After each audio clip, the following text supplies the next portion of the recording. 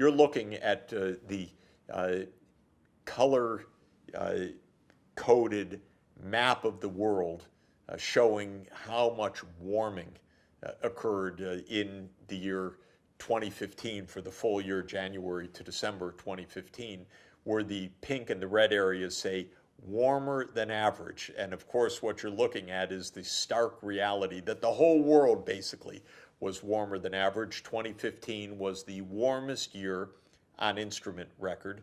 This is human-made global warming. It's affecting every part of the planet. It's extremely dangerous.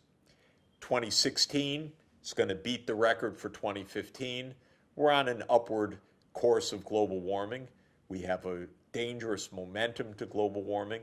The whole point of the Paris Climate Agreement is, as the goal of that agreement states, so that the warming, which is already above 1 degree Celsius compared to the pre-industrial level, never reaches 2 degrees Celsius, but stays well below a rise of temperature of 2 degrees Celsius. We have our work cut out for us in achieving that.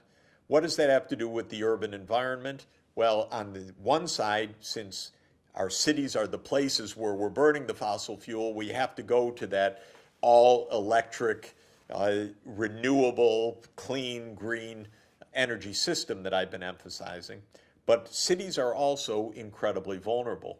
What you see here is a map of what could happen if we have continued warming, where we so warm the planet that the ice sheets of Antarctica and Greenland break up enough that sufficient ice is essentially deposited in the oceans that the ocean level rises by several meters. This is a terrifying prospect, especially if you, like me, live close to the ocean. I live in a small island economy. It's a well-known one called Manhattan. And if we have several meters of sea level rise, Manhattan's going to be underwater. Now, is that a prospect within sight? Tragically, it is, because the last time Earth was 2 degrees Celsius warmer than the pre-industrial level, in other words, just 1 degree warmer than now, the ocean level was about 6 meters higher than now. That was in a geologic period roughly 130,000 years ago called the Eemian period. And NASA, our space agency, has made this graphic that you're looking at showing the places on the planet that would be underwater with a 6-meter ocean rise. Look at all of those red areas. It makes me scared because I'm sitting in one of those places right now in New York City. But there's a good chance you are too, because those red areas around the world are places of some of the largest cities and largest metropolitan agglomerations around the world. Take a look at this map of urban areas. The red dots on the map, one of them is New York City, on the other side of the country is Los Angeles, and you can see Rio de Janeiro and Sao Paulo. You can see Kinshasa, London, Paris. These big red areas, these are the biggest urban agglomerations in the world. And if you look at this map, they are red dots basically near the sea. It's not surprising, it's not a coincidence. The biggest cities of the world, by and large, have been built for international trade. That means at the ports of the world, at the river estuaries like New York City, built at the estuary of the Hudson River and the Atlantic Ocean, like Shanghai, built at the estuary of the Yangtze River and the Pacific Ocean. And so if sea level really does rise, this could be devastating for some of the world's major cities. And that's why climate change is so crucial. That's why in Paris we did agree to hold human-made global warming to well below 2 degrees C, and to pursue efforts, in fact, to limit the temperature increase to below 1.5 degrees Celsius warming. What does that require?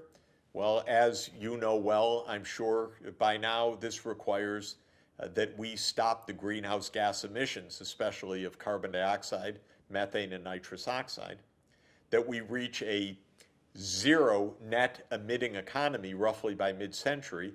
And that brings me back to the three first pillars of sustainable cities that I mentioned earlier: all electric, green electricity that is zero carbon power, and efficient electricity infrastructure through the Internet of Things. And we know that the cities are going to have to be places of this major transformation. We're going to have to be energy efficient. We have to decarbonize our electricity sources. We have to switch fuels from internal combustion engines to electric vehicles, from boilers and furnaces to electricity to heat our buildings in the cold climate zones of the world. Now, every city, wherever you are, think, how are you going to get to a zero carbon energy system for your city? This requires an analysis of what kind of zero carbon resources do you have available? Do you have lots of wind power, perhaps, or lots of solar energy because you're in a dryland area? Or perhaps, like New York City, we can tap some wind, but we can also tap some hydroelectric power. In the case of the northeast of the United States, where I live, our neighbor to the north, Quebec province of Canada, has massive hydroelectric power that's zero carbon energy. And what you see here is one of the giant hydroelectric dams in Quebec.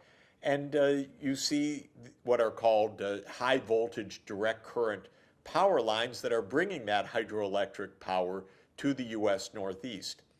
Every part of the world's going to have to ask itself the question, how do we get to a zero carbon energy system? Every city has to ask, what are our assets in low carbon energy that we can deploy? I'm excited in the US Northeast about the partnership that could be scaled up dramatically of Canada and the United States to tap into this massive hydroelectric potential of Canada. Now, cities are going to have to innovate.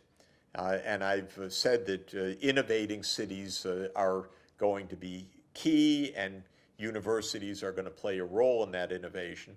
One of the areas of innovation is in transport. We need clever transport that is low carbon, electricity based, and socially inclusive. And here you're looking at a beautiful initiative of in the Andean region in the city of Medellin, Colombia, where cable cars in this mountainous city have been installed to help connect what were the poor regions of Medellin with the centers of business of the city through cable cars. And this also has been undertaken in La Paz, Bolivia, and in other areas. Very innovative, very safe, very clean, very smart, very socially inclusive. Here's another scene of Medellin, of light rail that is, again, clean, green when it's powered by a low-carbon electricity source. That is a major feature of 21st century sustainable transport. Here's even more cutting-edge transport, the so-called maglev, or magnetic levitation train of Shanghai, which carries you in the blink of an eye from downtown Shanghai to Shanghai International Airport, using the latest in high-speed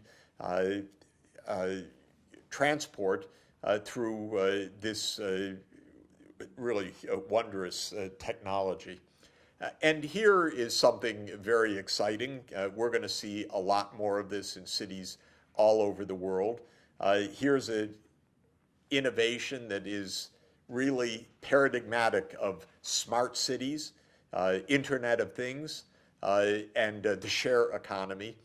This is a project of Pittsburgh that combines Carnegie Mellon University, one of the great universities of the world in computer sciences, with Uber, the shared driving service, to produce, of course, you know it, self-driving vehicles, where soon, and it's already in demo mode in Pittsburgh, you get out your phone app, you call for a car, and the car will arrive, not quite yet in Pittsburgh without someone in the driver's seat, but soon enough.